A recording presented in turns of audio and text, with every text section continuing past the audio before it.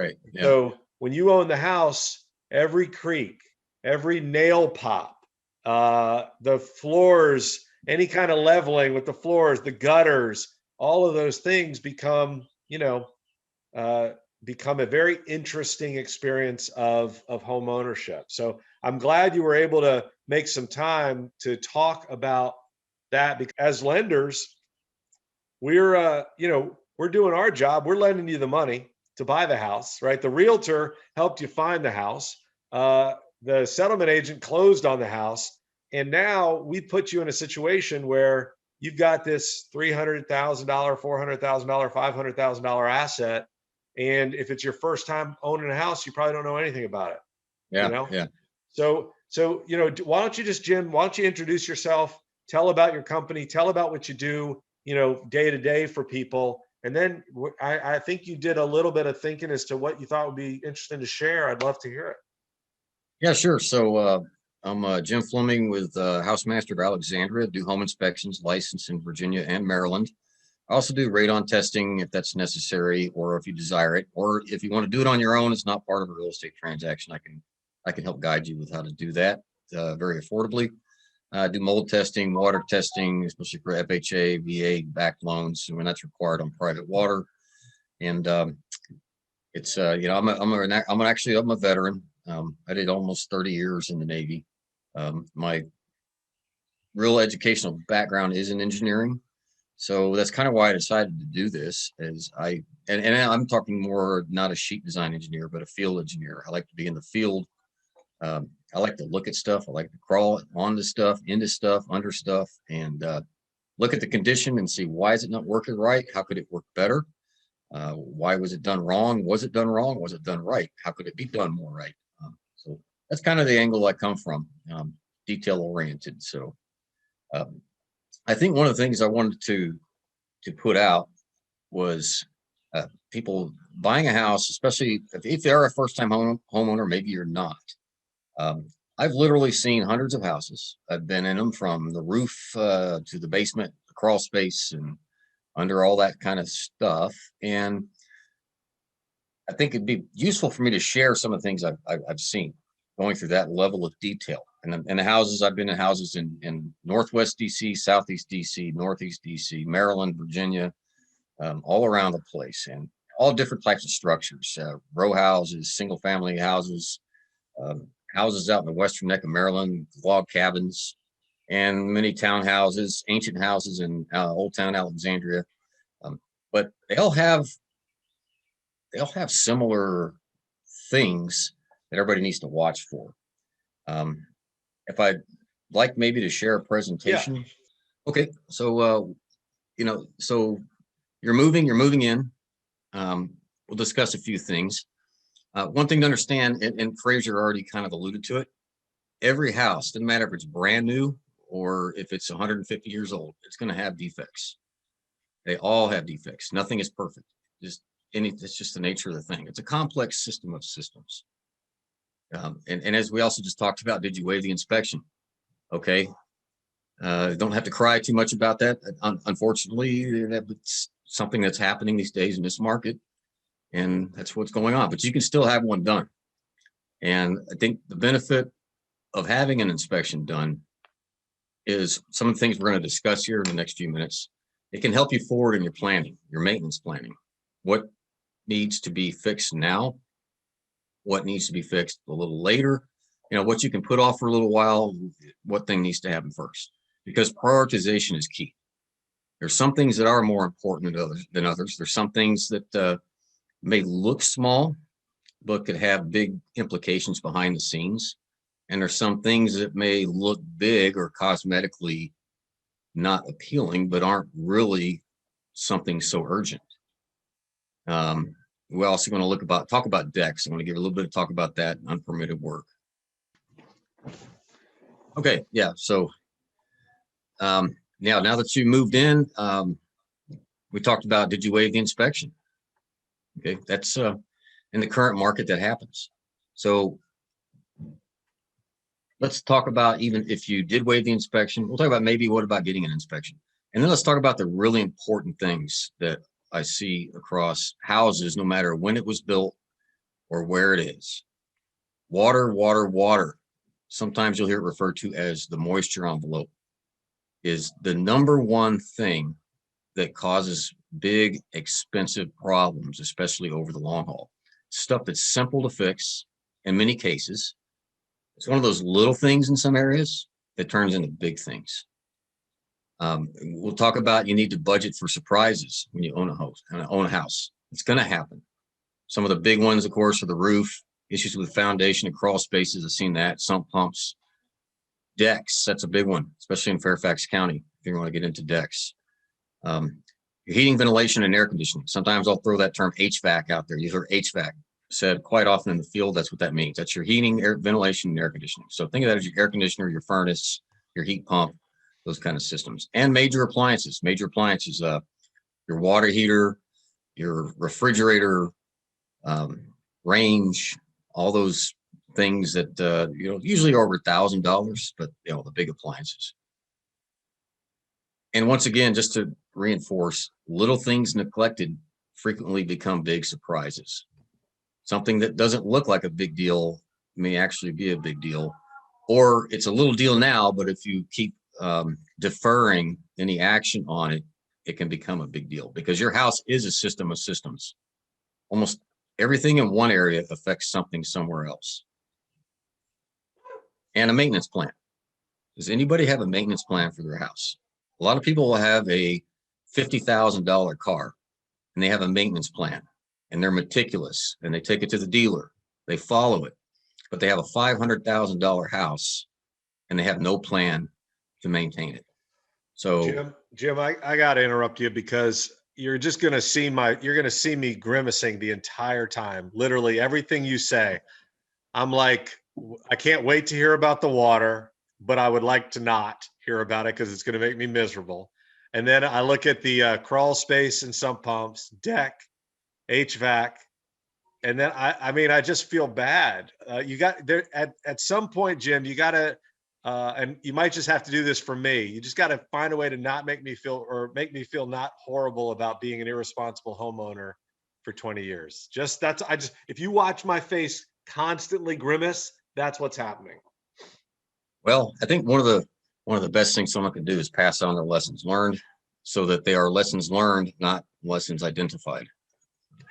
As I used to like to say. That's good. So you did waive the inspection, or you got one of these, some of them call it mini inspections or consultations, or walk and talk.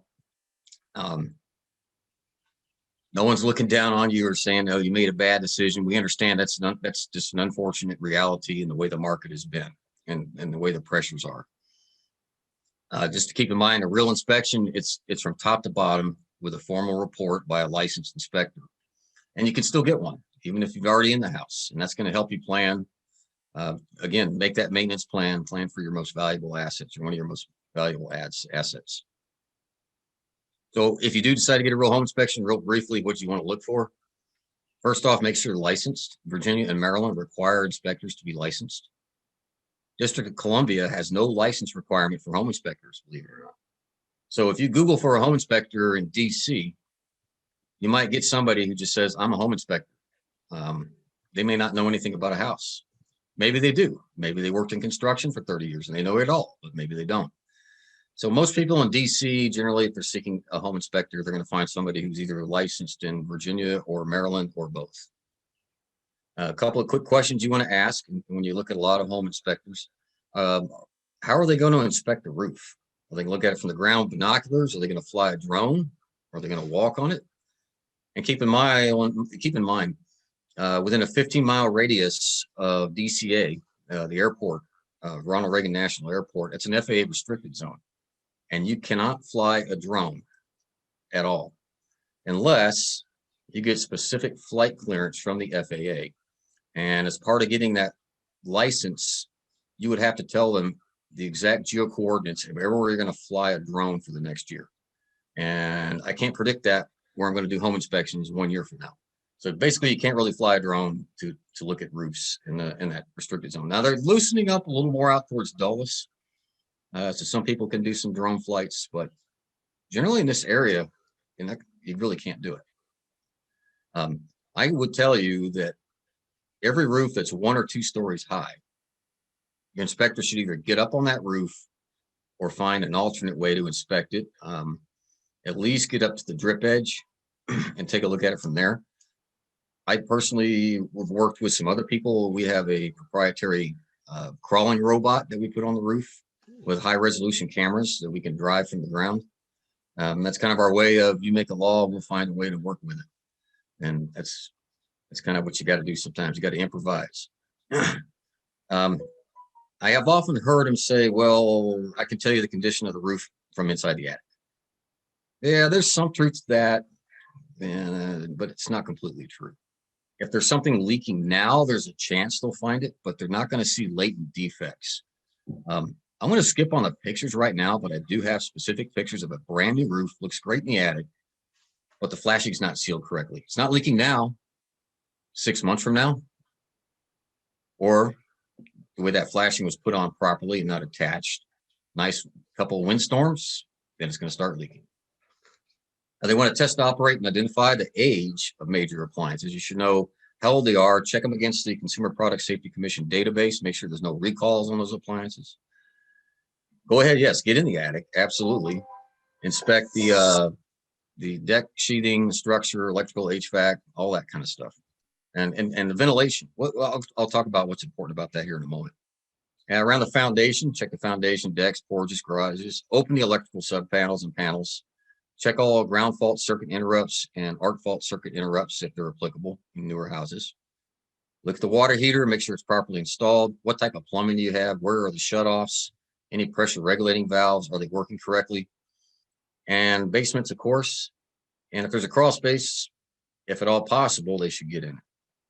So the bottom line is, we talked about the mini inspection, the walk and talk, property consultation. A proper home inspection, depending on the size of the house, takes 2 to 4 hours on site and another 2 to 6 hours to write the report. That's to give you that real one. Some will say, I can do that, and I'll give you the report as I'm leaving. I'm not going to say anything bad about that, or I'm not going to say anything good about it. I personally like to get all the documentation done, but I want to spend that extra time looking at everything to make sure there's something I didn't miss. So now let's get on to the first one, water. Moisture control, okay? Where does the lack of moisture control get us? It gets us rot, mold and mildew, and foundation problems, all of which get very expensive. Rot in the siding, rot in the sheathing. And a lot of times that rot happens behind the scenes. You don't see it. It's behind the sheetrock. It's up in the attic. It's in places under, it's hidden by insulation. The same thing goes with mold and mildew. And a note about mold. If you ever ask anybody who's doing anything in a professional capacity, I think that's mold, is that mold? They can't tell you it's mold unless it goes to a laboratory and is certified as being mold. I can tell you it's probably mold, might be mold, but I can't tell you it is mold until it goes to a laboratory. And that test is a couple $100 actually. And foundation problems, we need to look for foundation problems, unusual settling, unusual cracks, bulging. You go into the basement, you want to make sure that there's no tilting of the foundation or any bulging in the center of the foundation. Efflorescence, signs of water intrusion, those kind of things. The goal is, you got to keep the water from the outside on the outside. You still have to allow moisture to escape from the inside because it has to happen. In other words, the house needs to breathe. And moisture control, the big sticker down there. It's comprised of big things and small things that add up to big problems. So keeping water from the outside on the outside, your first line of defense is the roof. What kind of roof do you have? How old is it? Do you have any documentation on that? Was it disclosed to you? Has anybody estimated how old it is? Now, the common types of roofs in this area, the roof coverings, there's your old 3-tab asphalt shingle. That's the stuff you look at. Most people just associate that's a shingle roof. They look at it. More and more roofs these days, and more roofers are installing what we call composition shingles. Some people say they call them 3D or architectural type shingles. They are a more durable product. I'll talk about that a little bit later. So the old 3-tab asphalt shingle is becoming less and less common. But we're seeing more and more of these architectural 3D shingles. That's more most roofers now, that's what they're putting on. Or it could be slate. Slate you'll commonly see on older homes and very high-end homes. Slate's extremely durable. It's a little more maintenance, but it can last a long time. Just more subject to impact damage. And then there's low slopes. See a lot of those more in the DC area with row houses. Some people call them flat roofs. That's technically incorrect. They are actually a low slope roof. They still have a slope to them. Normally those are covered with a type of rolled bitumen product. You want to ask that question, are there any warranties on the roof? Has it ever been replaced due to hail damage or an insurance claim? Some of those newer composition 3D roofs, the roofing companies are providing 25 to 40-year warranties on them. And some of those warranties are transferable to a new owner of the house. Some aren't. It's all in the legal documentation. So you have to look at that from each individual case to case. So that's the roof covering. Let's talk about the gutters, the very important and underloved gutter system. You know, we always say, you know, someone's down in the gutter, right? It's kind of like a lowly term. Well, that gutter is a very important thing. That gutter gets that water off that roof and away from your house. You got to clean them. It should be cleaned at least annually. And around here, annually would be preferably in the late fall, right after all the deciduous trees have shed their leaves, because that's the #1 clog. And a lot of times in the spring, they should be cleaned again around here because we have all these maple trees. And if you ever notice, they shed those seeds, they call them spinners or helicopters or whatever. Those things will clog your gutters up as well. Some people choose to get the leaf gutters or leaf guards, gutter guards installed. There are various different types of that. I would just be cautious. In some cases I've seen during heavy rains, it restricts the flow into the gutter too much, so the water still spills over the gutter down to the foundation. That's the ideal of the gutter, is to keep the water from shedding off of the roof and right by the foundation. That's what we got to do. So where is it sending that water? It goes into those downspouts. And those downspouts need to take the water well away from the foundation on a downslope, because that's what we're trying to do. We're trying to get that rainwater that fell on top of the house away from the house. Sump pumps. Make sure your sump pumps are operational. That's a maintenance item. They need to be cleaned on occasion. All that grime and goop and algae and stuff gets in there and builds up. That'll clog or bind the float switch that activates it, or just even clog the suction as well. And related to gutters, yeah. If you're getting more of the water away from the house with an effective gutter and downspout system, your sump pump is not going to need as much use. Site grading, slope away from the house. I think that's pretty common sense. I don't think I explained that too much, but you want to see, it doesn't have to be, we're not talking about you need to sit on top of a hill, but there needs to be some grading where you don't want to see your yard sloping down to your foundation. If you do have that, you can consult a professional landscaper. They might need to do some swales or some sort of thing, swales to catch the water in one spot and make that slope to get it around the sides and away from the house. Yes, moisture from the inside has to escape to the outside. It's in your house. Bathrooms is the #1 source. Taking showers, hot water, it makes moisture. Your gas stoves, ranges, ovens, non-venting fireplaces, when you're using them, they create moisture. The combustion of the natural gas or the propane creates moisture. You breathing creates moisture. And then there's condensation, which is from temperature differentials between the outside and the inside. And that's especially true in attics with poor insulation. So the bathroom vent fans, yeah, operate your when you're showering, and they preferably for 30 minutes after. Where do they vent? Do they vent to the attic, out to the soffit, or above the roof? Many of the houses you'll see built in the 1980s and earlier will vent directly into the attic. So when you turn it, you look up at that attic vent fan in the ceiling, is that, where's that air going? It's going right into the attic. That was allowed back then. That was permissible construction. During renovations, you should get that out to the roof or the soffit. That's better. The attic through the roof is the best. Out the soffit is better if you have vented soffits. Where are they sending the water? Well, that's a bad bullet typo. That goes back to gutters. My apologies. Okay, air conditioners. You have that indoor air handle. You have the outside unit, you have the inside unit. With a pure air conditioner, it's the condenser and compressor outside. It's the evaporator coil on the inside. What's going on with that air conditioner is, say we're in a typical DMV summer day where it's 88 degrees outside and 80% humidity, and your air conditioner is running. That thing makes you feel comfortable, not just by the cold air, but because it's drying the air. It's removing the moisture from the air. That's a lot of what makes you comfortable. If you think about it, you can walk outside, it can be 80 degrees and 20% humidity, and you'll be pretty comfortable. If it's 80 degrees and 80% humidity, you're pretty much trying to keep up with mopping the sweat off of yourself, right? You just walk outside, you want to take a shower. So that's what it's doing. That water's got to go somewhere. And as a note there, on one of those typical DMV days in the summer, that indoor air handler is taking your inside air, conditioning it, and that's going to create 15 to 20 gallons of water in a 24-hour period. Where is that water going? Look at that indoor air handler unit. Make sure that condensate is successfully being piped out of the house and away.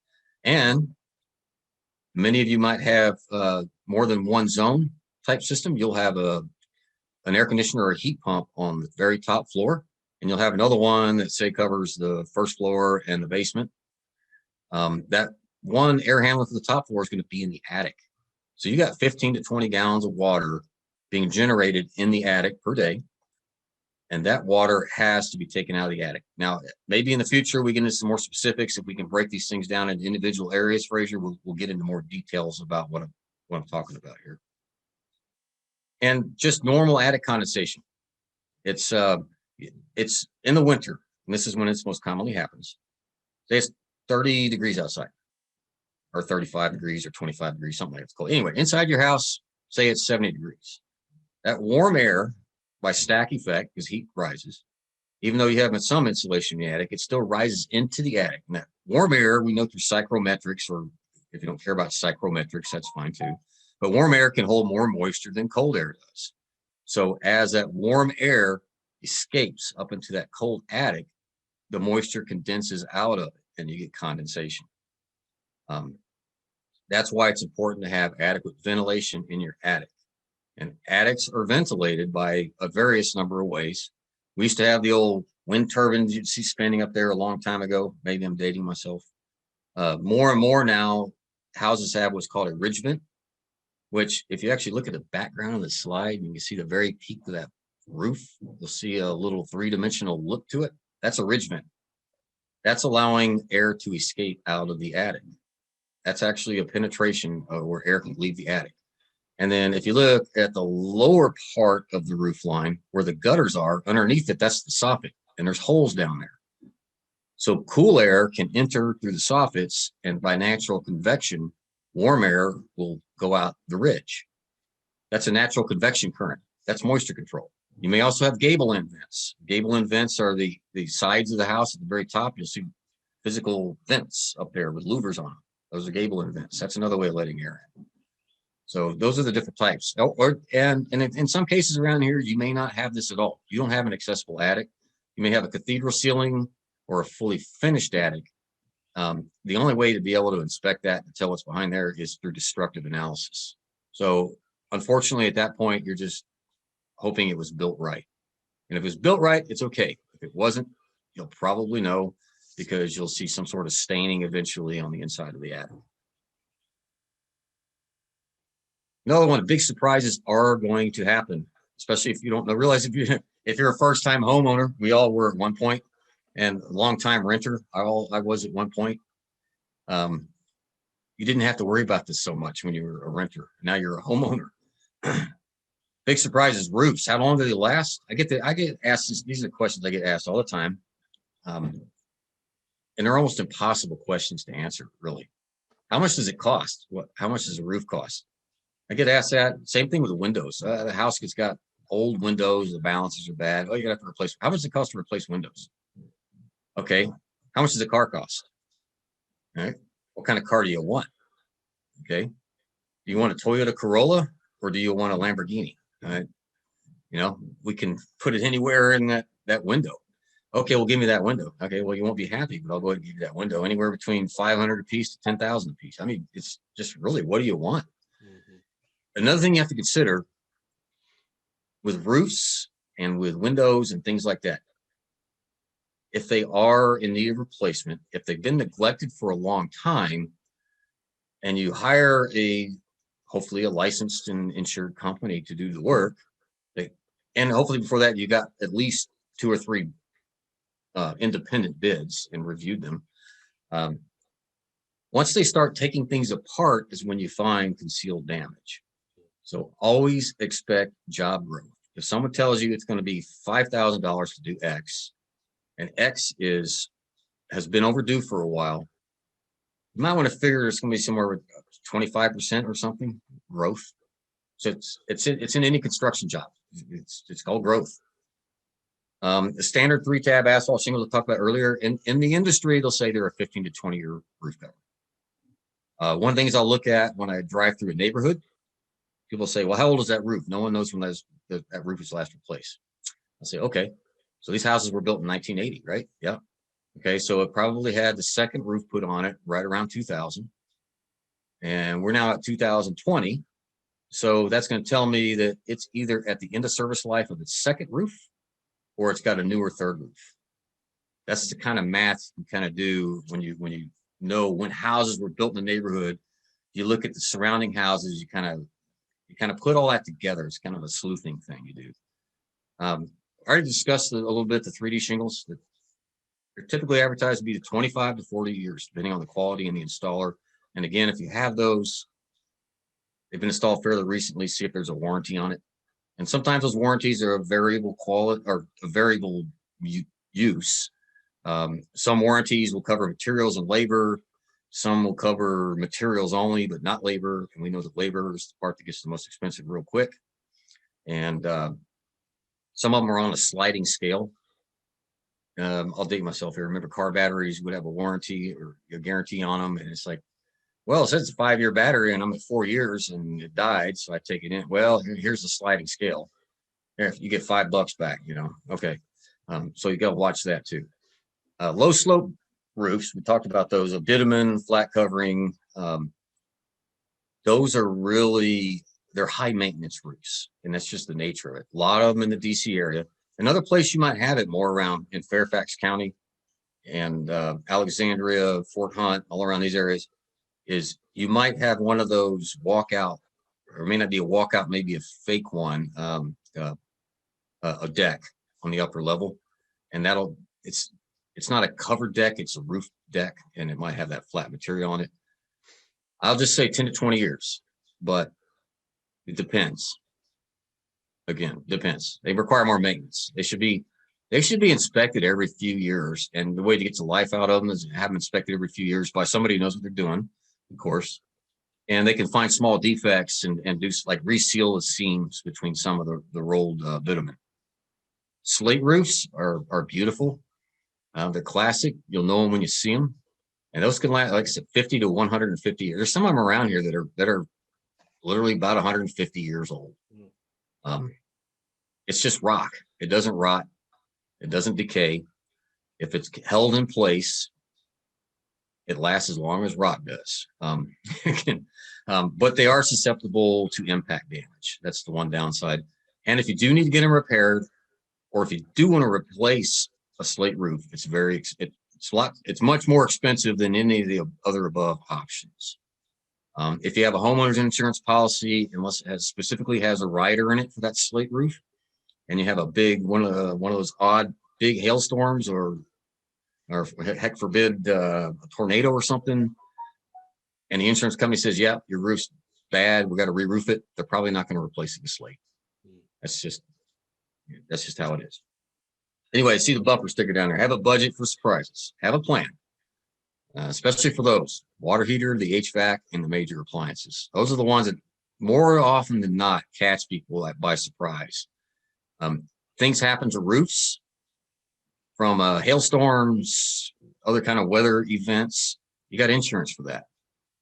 You can also get insurance for some of these other things, but a lot of people don't have that. So if you don't want to pay for those insurance premiums for that major appliance, a home insurance plan that covers that stuff. Just have a budget for it. Be ready. Water heaters. I don't like to throw out numbers. I don't like being cornered. But I'll tell you, in Fairfax County, if you have a 50-gallon gas water heater and it started leaking today, and you say, "Oh my gosh, I need a new water heater today," you start calling around plumbers, you're going to pay $1,300 to $1,500. That's what's going to cost you for them to come in, take the old one out, put a new one in. HVAC systems can go anywhere from 5 to 15K. Foundations, crawl spaces, and sump pumps. Every foundation is almost always going to have some sort of cracks in it. There's nothing to panic about. If I see vertical cracks or less than 1/8 of an inch, I just recommend you seal them with an appropriate product. If you have any questions, get a contractor that knows. The reason we want to seal things around here, even when we see cracks in driveways, we see cracks in sidewalks, small cracks in foundations, garage floors. If water gets into those cracks, the water will get underneath and within. Then it freezes. And when it freezes, water expands when it freezes. It's one of those odd things that does that. That'll cause heaving. And then the ice melts. The temperature goes back below freezing. Then it drops. Then it happens over and over again. Those freeze-thaw cycles. Heaves up, comes down. Heaves up, comes down. Plus, it also washes the substrate out underneath it. And then that's what causes the cracks to get bigger and bigger and develop more cracks and on and on. Crawl spaces, unfortunately, if you have a house with a crawl space, it's a place you need to look into every now and then. You definitely should pick your head in there. I prefer crawl spaces to be fully encapsulated. Understand that's not a cheap job, but it's a one and done. If you have a crawl space and it's properly sealed and encapsulated, it's a lot much less maintenance, and you can sleep a lot easier at night knowing there's nothing crazy going there. So sometimes I'm kind Jim, of can weird. I ask a question on that? Yeah, When sure. you say encapsulated, a crawl space encapsulated, we had a crawl space and we had it water sealed or something. They sealed it and they did a bunch of things. But I don't know if that's what you mean by encapsulated. No, encapsulated means they're going to seal off. They're going to completely seal off all the vents to it. They're going to line the entire bottom with plastic all the way up to the sill plate up to where the foundation meets the actual first wall of the house. And they're actually going to modify the HVAC system so that there's an air exchange with the inside of the house from the crawl space. So basically the crawl space becomes a basement that you don't go hang out in. It basically makes it part of the house. And that's the good thing is you don't get all the critters in there. It's climate controlled now at this point, relatively, as opposed to completely exposed to the environment. Whereas an unencapsulated crawl space, you usually have the vents around the outside. Some places they say, close these off in the winter, open them up in the summer, but you always have some sort of it's non-conditioned. It's an unconditioned space. It's like your attic being underground. It's an underground attic, I guess would be the best way to say it. And that is kind of expensive, but once you do it, it's really a lot less maintenance. Sump pumps. Check your sump pump pits. If you don't know how, ask somebody, find a friend, a relative, a neighbor, hire a plumber if you have to. Hey, how do I keep track of this thing and make sure it's working the way it's supposed to? Does it have a check valve on it? Does it have a battery backup? If you really, really need your sump pump, some sump pumps work harder than others. Sump pumps in some places, I've seen pits that are dry that doesn't look like the pumps had to run in years. I see some that are running the whole time I'm doing the inspection. It's like every 5 minutes that pump's kicking on and moving water. A lot of it depends on the geography of the area you're in. The need for sump pumps can actually change with time. And I'm not talking about months, I'm talking about years. As different things are done around the house, and not just in your yard, but in yards and yards and yards away. New road construction, they're changing the storm drain systems, things like that. That's going to alter where the water table is, where that water is going. So one day you may not need a sump pump, and then 10 years from now, the house needs a sump pump. Or the sump the house needed a sump pump when it was built, and then you go back here and it's 15 years later, and there ain't been water in that sump for over a decade. You see that too. But you need to kind of get an understanding of that. Know what right looks like with your sump pump is a good way to say it. It should have a check valve on it. Where is it discharging to? A lot of times you have those outside window wells that are below grade. Many of those will go into a tile or French drain that goes into the sump pit. And then the sump pump will take that water and pump it out away from the house. That's how it's supposed to work. A lot of times I'll see that sump pump discharge right by the foundation. So the water is going into the window well, going into the sump pit through the French drain. The pump's pumping it out. It's dumping the water right by the foundation, which is going right back down into the French drain and right back into the sump. So you basically almost have a closed system, except the rain's adding more water to it. It's not going to work. And they should be cleaned regularly. That's why you need to peek your head in there. Make sure there's not a bunch of sediment building up in there, things that are going to clog the pump or cause the float to not operate. And as, of course, Mayor, I already alluded to it, gutters. Once again, the lowly gutter does so much more. I've seen more houses with people who complain and says, I got water intrusion problems. And they go, oh, look at the gutter system. They fix the gutter. You come back 6 months later and say, yeah, you still got a water problem? No. Okay. It's the gutter. So, Jim, I have a brilliant idea for our real estate agents. For the people, if they want to get more of the homeowners to be calling them to sell their house, we just need to share this this presentation, because it just makes me feel sick about owning a house, all the things that you're talking about. And if we then want to, we had this competitive offer situation. If you're making an offer on behalf of one of your clients, just send this presentation to everybody else who's making an offer. They'll back out. They'll go back to living in their apartment, because all of this stuff makes you feel like it's horrible. I'm thinking about what my big issue is, probably water and gutters and downspouts and sump pumps and all that stuff. And I'm just like, Marilyn, can we just sell today? We sell as is, please. Oh, we're not. It's just, your house is a system of systems. And but I think you already alluded to in the beginning, you're not doing all this in one day. So this is not like task saturation. This is stuff that it's oftentimes with deferred maintenance and problems that come from it. It's just things that get put on the back burner, and they keep adding up and keep adding up, because you're not doing that little bit at a time. Or we've only been here, Jim. We've only been here for 20 years. So what does 20 years of deferred maintenance look like? Is that okay? I mean, that's good. I have a maintenance plan, Jim. It's a deferred maintenance plan. I see the wall behind you still in the vertical position. So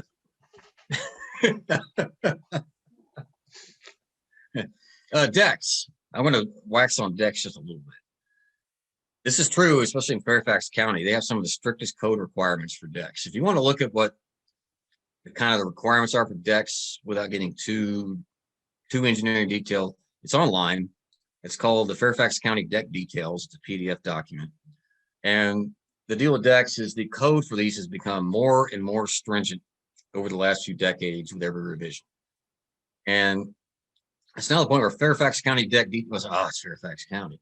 Actually, many other counties and many other states across the country are adopting this as the golden standard. So they actually take it. This is the way to build a safe deck. Really, the greatest attention to the safety of decks is if you have a deck that is only supported by posts on the outside end, because the inside is supported by what's called a ledger board that's attached to the house, and the deck's attached to that. You don't have any posts like this. It's just a ledger board. And you walk away from the deck towards the outside, you got the posts.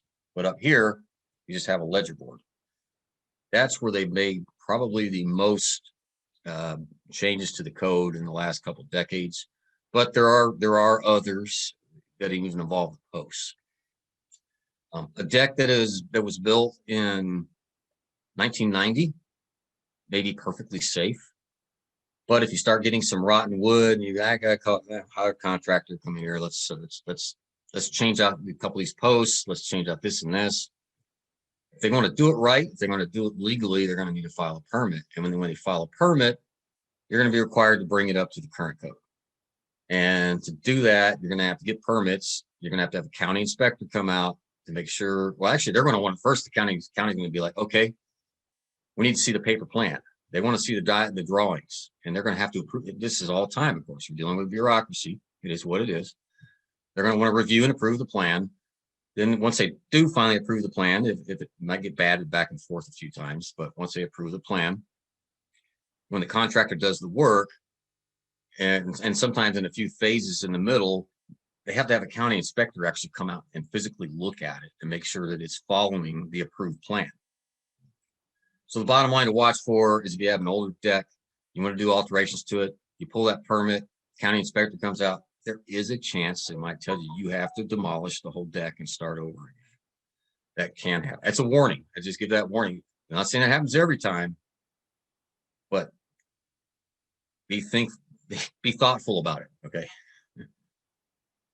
Air conditioning system. Most HVAC systems, I mean, I'm not specifically air conditioner. Air conditioners, heat pumps, furnaces, boilers, 10 to 15 years. Okay. The air conditioner I have at my house right now is 21 years old, and it's still kicking like a champ. Okay. Might be a little bit of an outlier. It's also been maintained every year. It's just what it is. We just have to say, just like the 3-tab shingle roof. Okay. Or this 10 to 15 years. It's important to get that annual servicing done. An air conditioner should be checked before the main cooling season comes up. They're not going to come out and check. Don't call an air conditioner service to come out. Hey, I know it's the off season. You didn't get it done cheap. It's January the 31st. Can you come out and check my air conditioner? Make sure. Don't waste your time with that. But don't wait until the first big heat wave happens in the region, which we know right now we're looking. We're in May. It's going to happen any week now. It's going to be kind of raw and chilly this weekend, like in the 60s, and wet and rainy. And boom, first heat wave is going to hit. Everybody's going to be turning on their air conditioners, and a whole bunch of them aren't going to come on. So the air conditioning service companies are going to be very busy. It's just like plumbers after the first hard freeze of the year. So they're working hard. Their time is in high demand. So you're highly likely to pay overtime. Parts may be harder to find. So I'll get into one other point about that in just a second. But you should get them serviced annually, and furnaces and boilers should be checked before the primary heating season comes up too. That's the same kind of thing. Just think of it that way. Where is the return air filter? I think most people probably know, but if you don't, find out. A lot of them are in a single zone unit. They're in the actual air handler itself inside. Usually it's like a couple of screws or a couple of slide tabs, and you pull the cover off, and there it is. You can pull it out, disposable filter. You can go down to Walmart, Costco, Big Blue, Big Orange box store, whatever, and get the replacements. Make sure you get the right size. Make sure the arrow's pointed in the correct direction. There is an air. They are a one-way flow filter. It's important that get installed that way. It goes from return air up into the unit, or I can't say up because some units are on their side and some units are upside down. But just make sure you know which way it needs to go. Sometimes they can be in the return ducts and the registers, especially if you have one of those air handler units that's in the attic.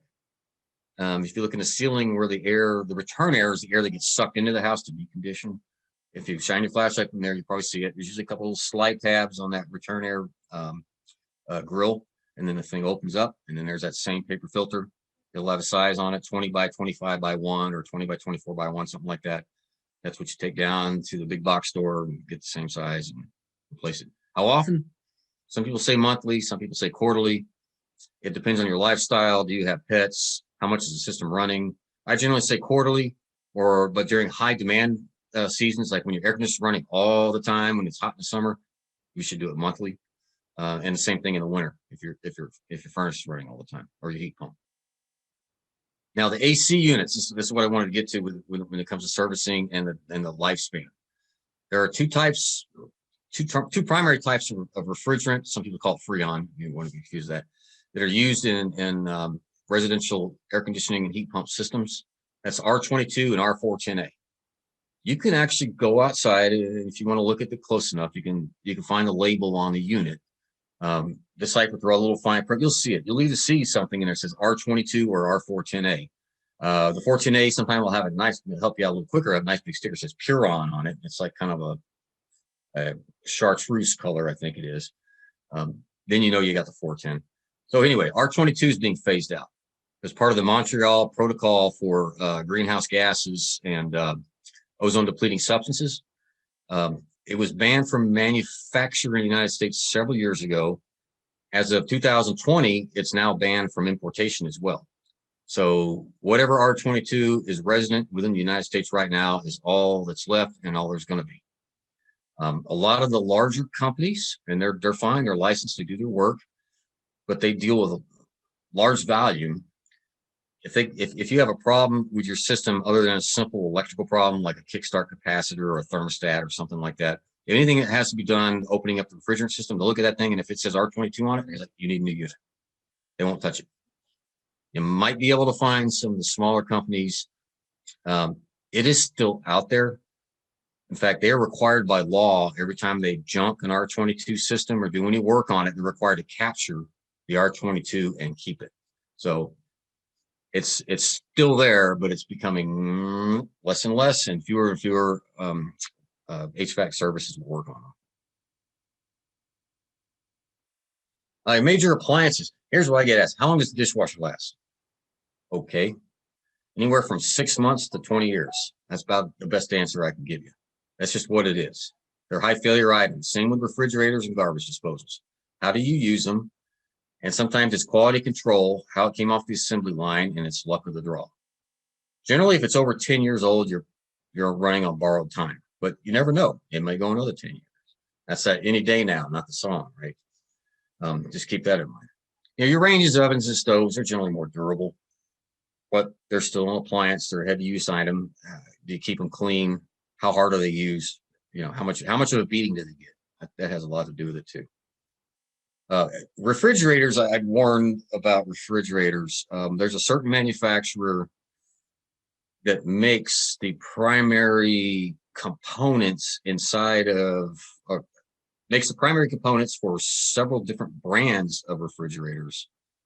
There's been prone to there's actually possibly a class action lawsuit pending right now, I believe. I had one and it lasted 2 years and that was it. So again, as more and more of these appliance manufacturers have consolidated, more and more of the components are from the same manufacturer. A lot of the difference in brand names is a matter of labeling and little widgets and fancy things around the edges, but the guts are all pretty much the same. Water heaters, gas, I would say 10 to 12 years is the expected life. I saw one that was almost a quarter of a century old about a week ago. I said, wow. I said, okay, still kicking along, but you need to be prepared to replace that any day. Okay. And electric, they last longer, but I've made 10 to 15 years for a water heater. How do you know the age of your water heater?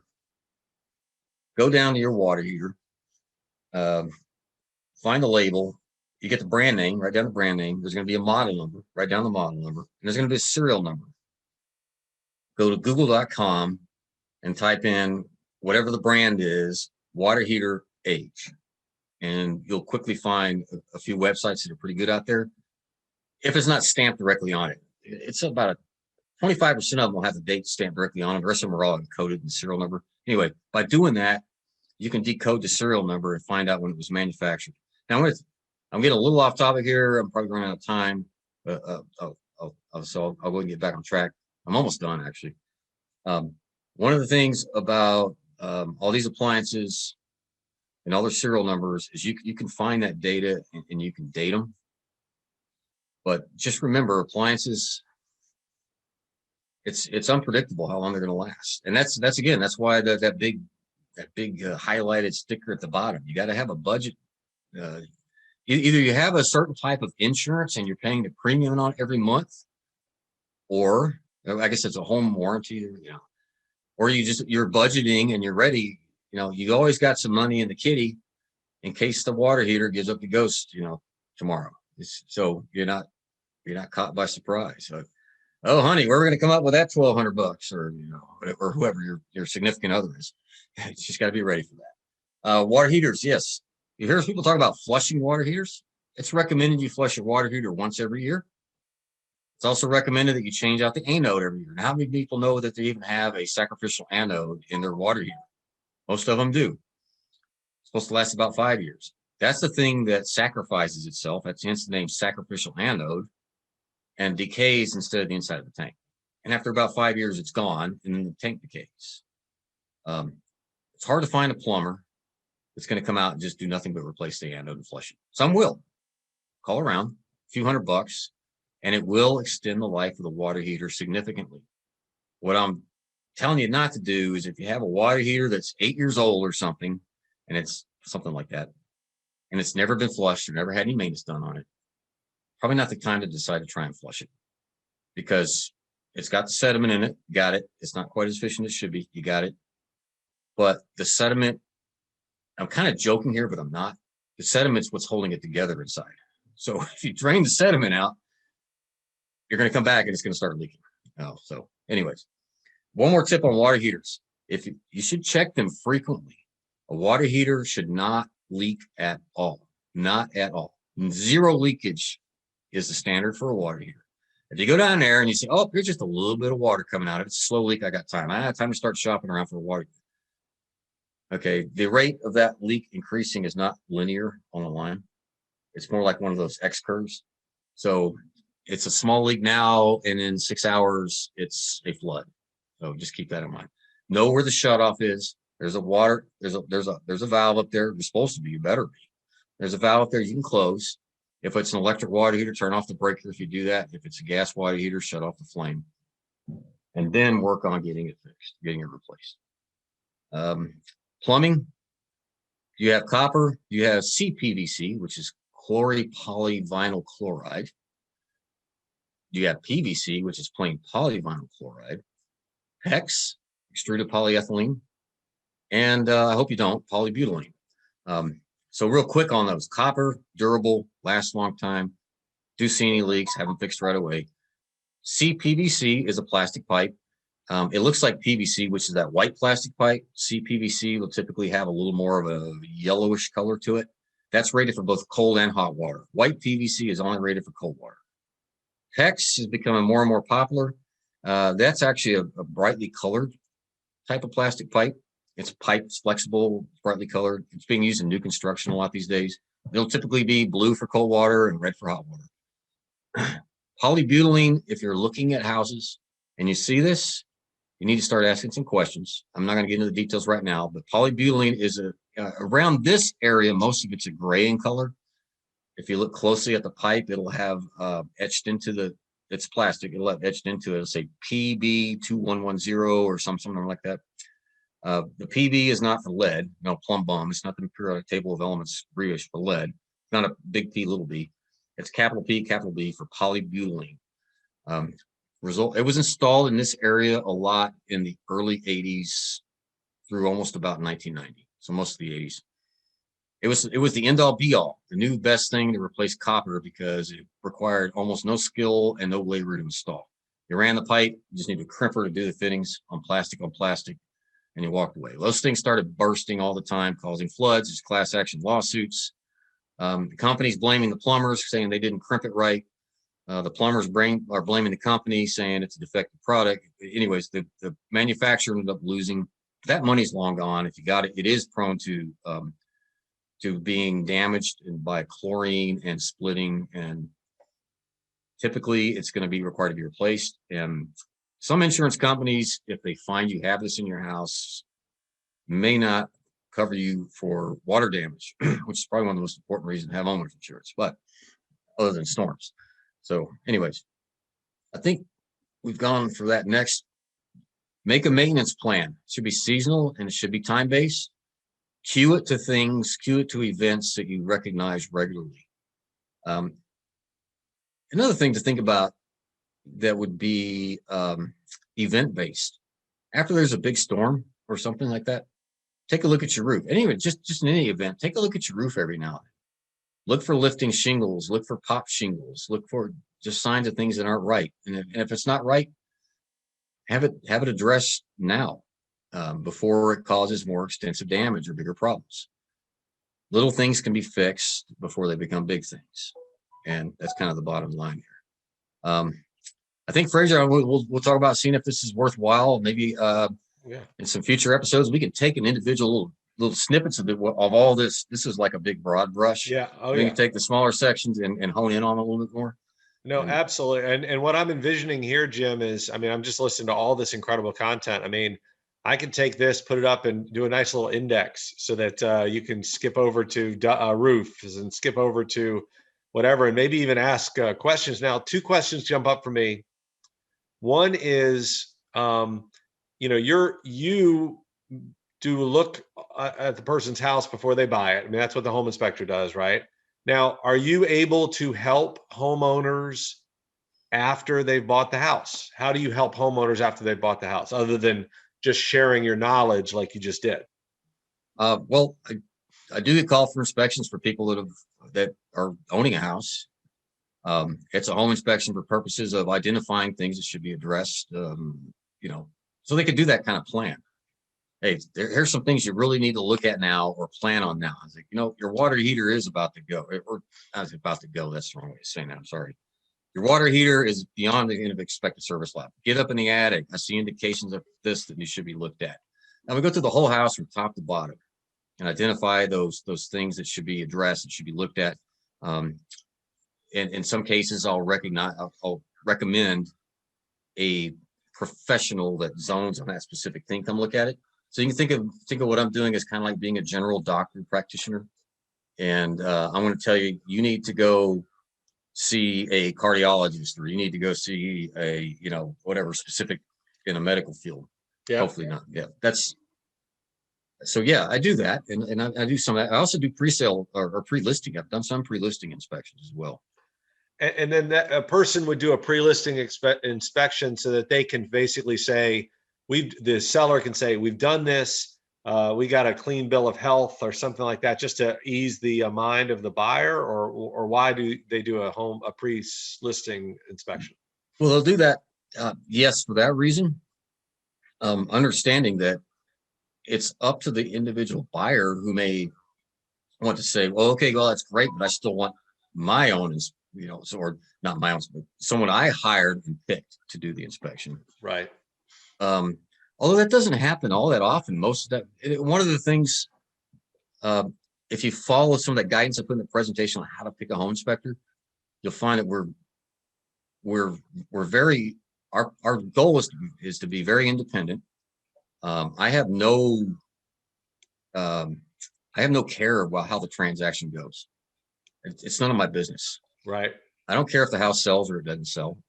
I don't care if the buyer gets bad news or good news. I mean, saying I don't care is kind of harsh, right, but you're not invested in it. Yeah, I'm not exactly. And that's why, and people understand sometimes when you ask a home inspector, at least one like me, so you got a company that does that job, I'm real hesitant to do that because I don't have any conflicts of interest. And it's the same reason, like I do radon testing. Radon testers shouldn't be doing radon mitigation because I don't want to find a reason to find high radon in your house so that you have to come pay me to mitigate it. I'm just going to tell you what the number is. That's it. Well, and I definitely do see, though, I mean, part of being a trusted advisor, which is what you're doing, is that I want you to give me a list. I want you to say, here's who I would recommend for roofing. And so I hear what you're saying, that you don't want there to be any perceived or actual conflict of interest.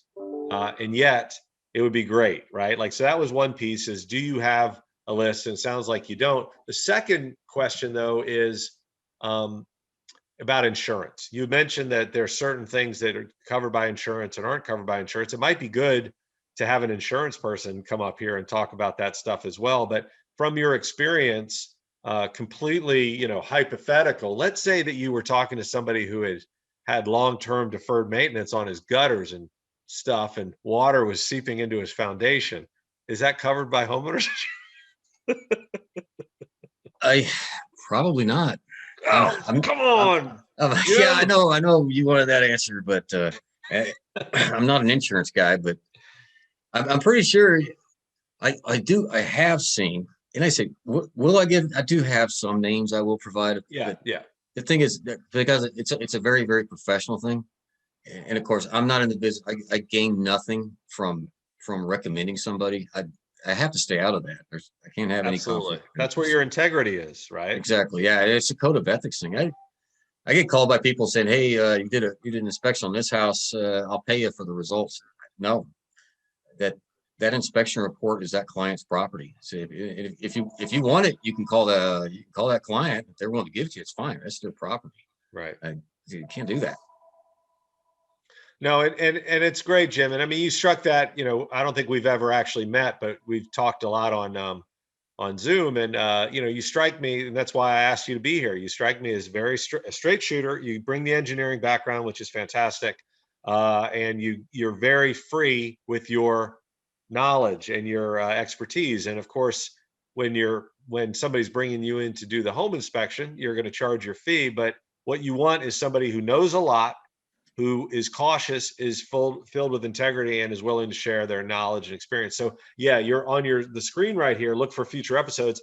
I am fully expecting to be overwhelmed with questions. And so what I'm looking forward to doing is sharing this as kind of the, what you should and shouldn't worry about. I don't know that we technically talked about anything that we shouldn't worry about. So we need to have a section about that.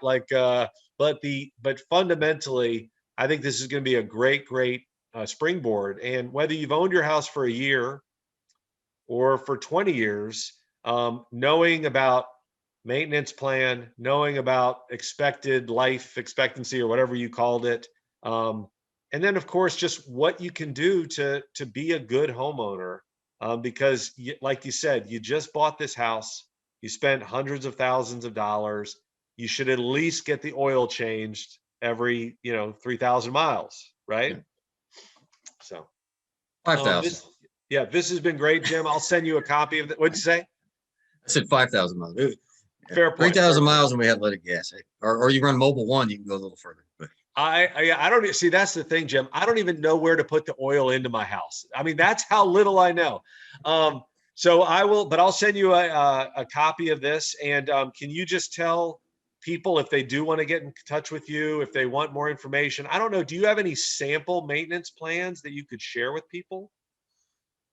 yeah, I do. I probably want to do a little refining on it, but Well, that's let's say that by the time somebody watches this, you will have refined it a little bit. Because I would think, honestly, that would be a great gift to people. And slap Housemaster and your contact information, and please refer me to friends and realtors on it. But I would think that if you were able to say, please contact me for a maintenance plan, that might start getting some people contacting you, in my opinion.